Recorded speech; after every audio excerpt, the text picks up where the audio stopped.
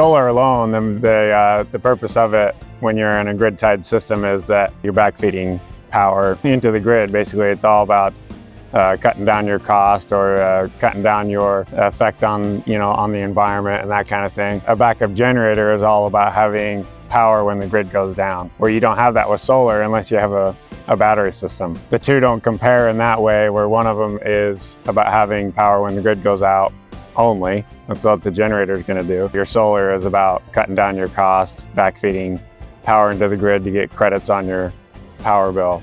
Unless you add a battery, in that case you have the backup power, as well as you can use the battery through the night to, instead of pulling from the grid during the night, you can use your battery and basically be self-sufficient in that way.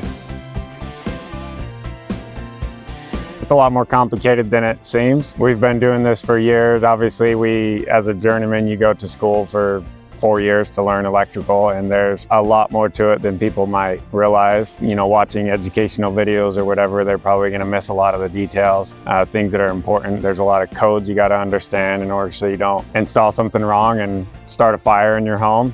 Obviously, you don't want to put your family in danger. Just hiring a professional is definitely the way to go to make sure it gets done right and it's actually going to function correctly and not be dangerous.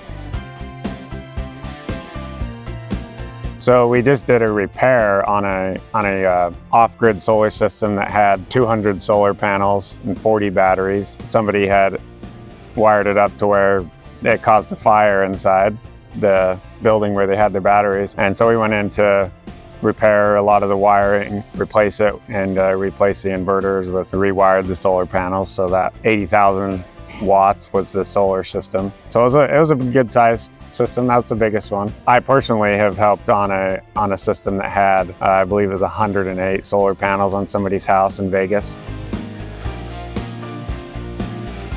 So it's the difference between connected to the utility power grid. So almost everybody in a city is going to have that, and off-grid is more remote areas that don't even have the option of connecting to the power company. You would need solar and batteries, and then it's highly recommended to have a generator. The solar charges the batteries every day, and then you use the batteries through the night. But if there's, say, a few days of cloud cover that your solar doesn't charge your batteries high enough, your batteries might not last through the night or might not last as long as the cloudy days. And so it's a great option to have the generator there as a backup to charge your batteries and to power your home in that situation.